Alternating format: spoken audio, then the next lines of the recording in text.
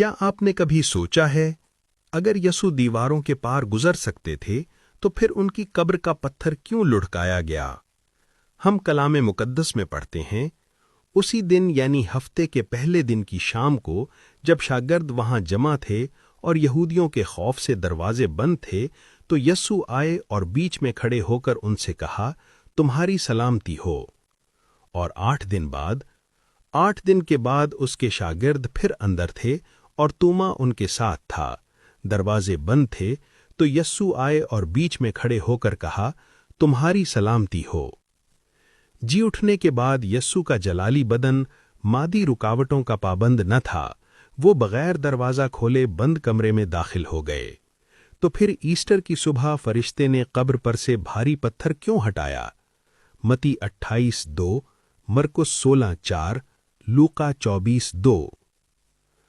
پتھر اس لیے نہیں ہٹایا گیا کہ یسوع باہر آ سکیں، بلکہ اس لیے ہٹایا گیا تاکہ ہم اندر دیکھ سکیں اور ایمان لائیں۔ خالی قبر، ترتیب سے رکھے ہوئے کفن اور ان کی غیر موجودگی کی واضح نشانی، یہ سب عورتوں کے لیے، پطرس اور یوحنا کے لیے اور ہم سب کے لیے ایمان کی پہلی مضبوط علامت بنے۔ جیسا کہ کیتھولک کلیسیا کی تعلیم، کیتھولک کلیسیا کا ضابطہ شق 640 بیان کرتی ہے، خالی قبر ایک نہایت اہم نشانی تھی۔ اس کا شاگردوں کے ذریعے دریافت کرنا قیامت کی حقیقت کو پہچاننے کی طرف پہلا قدم تھا۔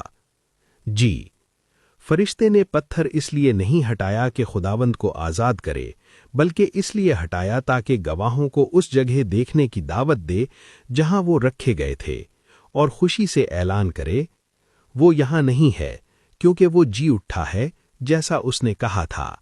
آؤ یہ جگہ دیکھو جہاں خداوند رکھا گیا تھا۔ متی 28:6۔ آبائے کلیسیا نے، جن کی باز گشت سینٹ ٹامس ایکوائنس کی متی کی تفسیر میں بھی ملتی ہے، یہ وضاحت کی کہ مسیح بند قبر سے اسی طرح جی اٹھے جیسے وہ کنواری مریم کے بند رحم سے دنیا میں آئے، بغیر اس کی پاکیزگی کو نقصان پہنچائے۔